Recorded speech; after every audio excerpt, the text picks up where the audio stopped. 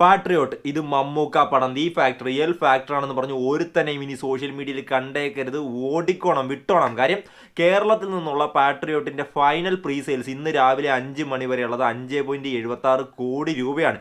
Rest of India മൊത്തത്തിൽ നോക്കുകയാണെങ്കിൽ 7 സംതിങ്ങും, world wide നോക്കുകയാണെങ്കിൽ ഓവർസീസ് നോക്കുകയാണെങ്കിൽ ഒരു 13 കോടിയോ, അങ്ങനെ ടോട്ടൽ 21 കോടി സംതിങ് ആണ് പാട്രിയോട്ടിന്റെ pre sales, final pre sales വന്നേക്കുന്നത്. അത് മോളിവുഡിലെ സെക്കൻഡ് ബെസ്റ്റ് ആണ്, എമ്പുരാന് ശേഷം സെക്കൻഡ് ആണ്.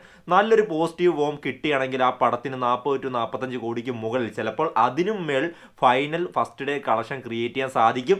ഇതിൻ്റെ ക്രെഡിറ്റ് ഒരു എൽ ബ്രാൻഡിക്കും ലാലേട്ടനും കൊടുക്കാൻ ഉദ്ദേശിക്കുന്നില്ല. കാര്യം ഇത് ഒരു മമ്മൂക്ക പടം തന്നെയാണ്. കാര്യം ഒരു മമ്മൂക്ക പടമായിട്ടുള്ള ടർബോയ്ക്ക് പോലും 3.50 കോടി കേരളത്തിൽ നിന്ന് പ്രീ സെയിൽസ് കിട്ടിയിട്ടുണ്ട്. എമ്പുരാൻ എറൗണ്ട് ഒരു 12 കോടി പ്രീ സെയിൽസ് ഉണ്ട്. ലിയോ 8 സംതിങ് ഉണ്ട്. നമ്മുടെ കൂലി 8 കോടിയുണ്ട്. പാട്രിയോട്ട് ഇപ്പം 4ാം സ്ഥാനത്താണ് വന്നിരിക്കുന്നത്. കേരള ബോക്സ് ഓഫീസിൽ 5.76 കോടി. നിങ്ങളൊന്ന് ആലോചിച്ച് നോക്കിയാൽ ടർബോയ്ക്ക് പോലും 3.50 കോടി കിട്ടിയെങ്കിൽ, മമ്മൂക്കയുടെ ലാസ്റ്റ് ഇറങ്ങിയ മാസ് മസാല പടമായിട്ടുള്ള ടർബോയ്ക്ക് അത് കിട്ടിയെങ്കിൽ, ഇന്നിപ്പോൾ ഇറങ്ങുന്ന മമ്മൂക്കയുടെ ഒരു നല്ല പ്രതീക്ഷയുള്ള ഒരു ബിഗ് ബഡ്ജറ്റ് വലിയ ക്യാൻവാസി വരുന്നൊരു സിനിമയ്ക്ക് ഒരു 2 കോടി കൂടി കൂടുതൽ പ്രീ സെയിൽ അടിക്കാൻ ലാലേട്ടൻ്റെ ഹെൽപ്പിൻ്റെ ആവശ്യമുണ്ടോ? സോ എൽ ഫാക്ടർ എന്ന് പറയുന്ന സംഭവം ഈ പടത്തിൽ പാട്രിയോട്ടിൽ ഒരു രീതിയിലും വർക്കായിട്ടില്ല. പ്രീ സെയിൽസിൻ്റെ കാര്യത്തിലും ഹൈപ്പിൻ്റെ കാര്യത്തിലും ഇതുവരെ വർക്കായിട്ടില്ല. അതുകൊണ്ട് ഇനി റിലീസിന് ശേഷം എൽ ഫാക്ടറി, എൽ ബ്രാൻഡി എന്നൊന്നും പറഞ്ഞ് ഒരുത്തനും വരരുത്.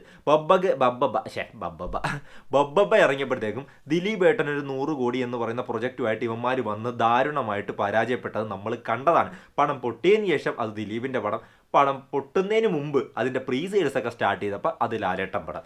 അതേപോലെ പാട്രിയോട്ടിനെ ആക്കാൻ ശ്രമിച്ചു, പക്ഷേ പ്രീ സെയിൽസും ആ ഒരു ഹൈപ്പും ആ ലെവലിൽ കയറി വരാത്തത് കൊണ്ട് അവർ തന്നെ അംഗീകരിച്ചിട്ടുണ്ട് ഇത് മമ്മൂക്ക പടമാണെന്ന്. കാര്യം എങ്ങാനും പൊട്ടിയാൽ ക്രെഡിറ്റ് അങ്ങേരുടെ തലയിലേക്ക് തന്നെ പൊയ്ക്കോട്ടെ എന്നുള്ള രീതിയിൽ ഒട്ടുമിക്ക ലാലേട്ടൻ ഫാൻസും ഇത് മമ്മൂക്ക പടമാണെന്ന് അംഗീകരിച്ചിട്ടുണ്ട്. പിന്നെ ഇത് നമുക്കറിയാം മോളിവുഡിലെ വലിയ പ്രതീക്ഷയിൽ വരുന്ന നല്ല ബഡ്ജറ്റുള്ളൊരു പടമാണ്. അപ്പോൾ അത്രയും ബഡ്ജറ്റുള്ള വലിയ ക്യാൻവാസിലുള്ള സിനിമ ഡിസേർവ് ചെയ്യുന്ന രീതിയിലുള്ള പ്രൊമോഷൻസ് ഈ സിനിമയ്ക്ക് നടന്നിട്ടുണ്ടോ എന്ന് ചോദിച്ചു കഴിഞ്ഞാൽ അത് വളരെ ദാരുണമാണ് എന്ന് പറയേണ്ടി വരും. ഇതിനൊരു ട്രെയിലർ ലോഞ്ച് 2 തിയേറ്ററുകളിൽ ലാലേട്ടനും മമ്മൂക്കയും പോയി നടത്തിയൊരു പരിപാടി, അത് മാത്രമാണ് ഒരു വെറൈറ്റി ആയിട്ട് ഇവർക്ക് പിടിക്കാൻ പറ്റിയത്. ആ ഹോട്ട്സ്റ്റാറിൽ ഇറക്കിയ ആ ഒരു ചാറ്റ് ഷോയും പിന്നെ ബാക്കിയുള്ള പ്രൊമോഷൻസും എല്ലാം മിഡാണ്, മിഡ് ലെവലിലുള്ള ട്രെയിലർ, എല്ലാ കാര്യങ്ങളും. അപ്പം മിഡ് ലെവലിൽ നിൽക്കുന്നതുകൊണ്ട് തന്നെ വലിയ പ്രതീക്ഷയോടുകൂടിയല്ല ഇന്ന് ആളുകൾ തിയേറ്ററിലേക്ക് പോയേക്കുന്നത്. പടത്തിൻ്റെ ഫസ്റ്റ് ഷോ നടന്നുകൊണ്ടിരിക്കുകയാണ് ഇപ്പം. കുറച്ച് കഴിയുമ്പോൾ റിവ്യൂസ് കൊണ്ട് നിറയും, നമുക്കറിയാം. അപ്പം ആ സമയത്ത് നിങ്ങളൊരു കാര്യം ശ്രദ്ധിക്കണം, ഈ സിനിമയ്ക്ക് നെഗറ്റീവ് പറഞ്ഞ് റിവ്യൂസിലൂടെ കാശുണ്ടാക്കാൻ കുറേ അവന്മാർ കച്ചകെട്ടി ഇപ്പോഴേ ഇരിക്കുന്നുണ്ടാവും. അപ്പോൾ അവന്മാരുടെ റിവ്യൂസിന് പോയി തലവെച്ച് കൊടുത്തേക്കരുത്. അപ്പോൾ പാട്രിയോട്ടിൻ്റെ പ്രൊമോഷൻ അപ്പോൾ അത്രയും ലെവലിൽ മിഡിൽ എല്ലാ സാധനങ്ങളും ഇറക്കി വിട്ടതുകൊണ്ട് തന്നെ വലിയ പ്രതീക്ഷയോടുകൂടിയല്ല ആളുകളൊന്ന് തിയേറ്ററിലേക്ക് പോകുന്നത്. ഒരു ബിരിയാണി കിട്ടുകയാണെങ്കിൽ കയറി കൊളുത്തും കത്തും. ആ കത്തൽ മോളിവുഡിൻ്റെ ഇൻഡസ്ട്രിയൽ ഹിറ്റ് അടിച്ചതിന് ശേഷം മാത്രമേ ആ കത്തൽ നിൽക്കത്തുള്ളൂ. അത് വേണം നമുക്കിനി കാണാൻ, അത് കാണാനാണ് ആഗ്രഹിക്കുന്നത്. മോളിവുഡ് ഫിലിം ഇൻഡസ്ട്രി നമുക്കറിയാം, 4 പിള്ളേർ വന്ന് റീൽസ് ചെയ്ത് കിടക്കുന്ന പിള്ളേർ വന്ന് വാഴ 2 എന്ന് പറയുന്ന സിനിമ ഇൻഡസ്ട്രിയൽ ഹിറ്റ് അടിച്ച് 100 കോടിക്ക് മുകളിൽ കേരള ബോക്സ് ഓഫീസിൽ നിന്ന് കയറ്റി നിൽക്കുകയാണ്. ഒരു ഫീമെയിൽ ഓറിയൻറ്റഡ് സിനിമയ്ക്ക് ഇവിടെ ഇൻഡസ്ട്രിയൽ ഹിറ്റ് അടിക്കാമെന്ന് നമ്മൾ തെളിയിച്ചാണ്. പിന്നെ ലാലേട്ടൻ ഇവിടെ ഒറ്റയ്ക്ക് നിന്ന് 100 കോടിക്ക് മുകളിൽ അടിച്ച് ഇൻഡസ്ട്രിയൽ ഹിറ്റ് അടിച്ച്, അത് വേറെ ലെവലാണ്. പുള്ളി അത് വേറെ സംഭവമാണ്. പുള്ളീനെ നമ്മൾ ഈ ലീഗിൽ ഉൾപ്പെടുത്താൻ പറ്റത്തില്ല ബോക്സ് ഓഫീസിൻ്റെ കാര്യം പറയാൻ നേരത്ത്. കാര്യം പുള്ളി ക്രിയേറ്റ് ചെയ്യുന്ന മാർജിൻ മറ്റുള്ളവർ വന്ന് ബ്രേക്ക് ചെയ്യുന്നത് വലിയ മാർജിനിലല്ല. അതായത് ഇപ്പം പുലിമുരുകൻ്റെ ഇൻഡസ്ട്രിയൽ ഹിറ്റ് 2018 എന്ന് പറയുന്ന സിനിമ ബ്രേക്ക് ചെയ്തത് ചെറിയ മാർജിനിലാണ് ബ്രേക്ക് ചെയ്തത്. പക്ഷേ ആ 2018 തന്നെ ലാലേട്ടൻ വന്ന് ബ്രേക്ക് ചെയ്തത്, തുടരുമിലൂടെ ബ്രേക്ക് ചെയ്തത് ഒരു വലിയ മാർജിനിലാണ്. പുള്ളി അടുത്ത ബെഞ്ച് മാർക്ക് സെറ്റ് ചെയ്ത് വെച്ചു. ആ ബെഞ്ച് മാർക്ക് സെറ്റ് ചെയ്തതിനെ ലോക വന്ന് ബ്രേക്ക് ചെയ്തതും വളരെ ചെറിയ മാർജിനിലാണ്.